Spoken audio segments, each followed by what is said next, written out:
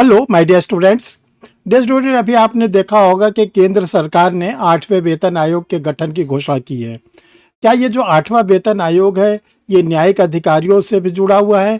जो judicial officers होते हैं सबऑर्डिनेट कोर्ट में, उनके ऊपर भी क्या 8वां वेतन आयोग लागू होता है? तो देखिए, इसका आंसर है नहीं। जुडिशियल ऑफिसर पर 8वां कोई भी वेतन आयोग केंद्र सरकार का नहीं लागू होता है, बल्कि इनके लिए अलग से वेतन आयोग होता है।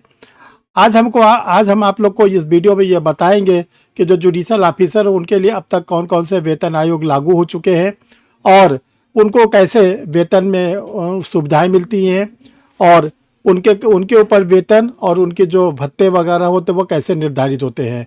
Dear student, I am Harsh Shrivastava, law expert, परीक्षा refresher, online law classes from Allahabad. Dear student, जिन लोगों ने परीक्षा रिफ्रेशर के यूट्यूब चैनल को नहीं सब्सक्राइब किया, सब्सक्राइब कर ले।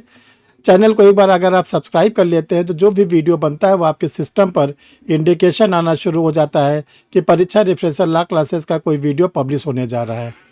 तो डियर स्टूडेंट, आज चलते हैं, देखते हैं कि जो जुडिशियल ऑफिसर होते हैं उनकी जो वेतन होती है, उनके जो भत्ते होते हैं वो कैसे निर्धारित होते हैं। तो ये ध्यान रखिएगा, जो जुडिशियल ऑफिसर्स होते हैं, अधीनस्थ न्यायिक पालिका के जो न्यायिक अधिकारी होते हैं, उनके वेतन और सेवा शर्तें, यानी डिस्ट्रिक्ट कोर्ट के जो जजेस होते हैं उनके जो वेतन होते हैं और उनकी सेवा शर्तें होती हैं वो कैसे निर्धारित होते हैं। तो इसके लिए अलग से सुप्रीम कोर्ट के द्वारा पे कमीशन गठित किया जाता है, जिसका नाम होता है नेशनल जुडिशियल पे कमीशन।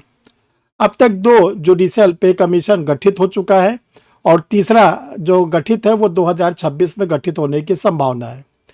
जो फर्स्ट वेतन आयोग गठित हुआ था जुडिशियल ऑफिसर्स के लिए 1996 में, 1996 में, और ये इस आयोग के जो चेयरमैन थे वो थे जस्टिस जगन्नाथ सेठी। जगन्नाथ सेठी के चेयरमैनशिप में आयोग को गठित किया गया था 1996 में। इस आयोग ने 1999 में अपनी रिपोर्ट जारी की थी और इसे 2002 से लागू कर दिया गया। ध्यान रखिएगा, जगन्नाथ सेठी कमीशन को रिपोर्ट को लागू करने में पहला स्थान उत्तर प्रदेश राज्य का था। इस वेतन आयोग के द्वारा जो शर्तें दी गई थी, इसमें जो जुडिशियल ऑफिसर थे उनके सैलरी को 80,000 रुपया प्रति माह कर दिया गया था और उनको ढेर सारी सुविधाएं दे दी गई थी। इसके बाद जो सेकंड वेतन आयोग था वो 2017 में गठित हुआ जुडिशियल ऑफिसर्स के लिए। इसके जो चेयरमैन थे जस्टिस वी वेंकट राम रेड्डी, और 2020 में इसकी रिपोर्ट आई थी और इसकी रिपोर्ट को 2022 में लागू कर दिया गया था। इस आयोग के रिपोर्ट के आधार पर जो लागू किया गया था वो जुडिशियल ऑफिसर्स की सैलरी को 1,20,000 रुपया तक कर दिया गया था। ढेर सारी फैसिलिटीज दी गई थी, हाउस रेंट की फैसिलिटी, लाइब्रेरी की फैसिलिटी, कार की फैसिलिटी, पेट्रोल की फैसिलिटी, मेडिकल फैसिलिटी, मोबाइल की फैसिलिटीज़, बहुत सी फैसिलिटी दिया गया था जुडिशियल ऑफिसर्स को, और इनके जो मूल वेतन है वो 1,20,000 के आसपास इन लोग का मिलने लगा। अब डियर स्टूडेंट, तीसरे वेतन आयोग की बात है।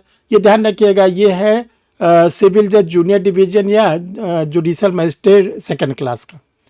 जब यही second class judicial magistrate ACJM हो जाते हैं, यानी फर्स्ट क्लास जुडिशियल मजिस्ट्रेट हो जाते हैं, तो ध्यान रखिएगा इनकी सैलरी जो होती है 2 लाख के ऊपर हो जाती है। तो इसलिए आप लोग ध्यान रखिए। अब जो थर्ड वेतन आयोग है 2026 में इसके गठित होने की संभावना है।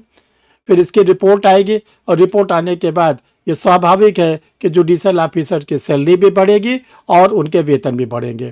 तो डियर स्टूडेंट, देखिए बीच में एक जो थोड़ा सा ब्रेकअप आ गया है 3 साल के प्रैक्टिस रूल्स का, ये ध्यान रखिएगा। आज के दिन जो हमारे CJI थे जस्टिस गवई, वो रिटायर हो गए। अब नए CJI ओथ लेंगे और अभी रिव्यू पिटीशन पेंडिंग है। हो सकता है कि नए जो हमारे CJI हैं वो रिव्यू पिटीशन में कुछ रिलीफ आप लोग को दे, तभी आप लोग के लिए जो सिग्नल है वो ग्रीन है। ये मत सोचिएगा। पहली बात तो आप लोग निराश मत होया करिए, कोई ना कोई आप लोग के लिए रास्ता निकलता रहेगा।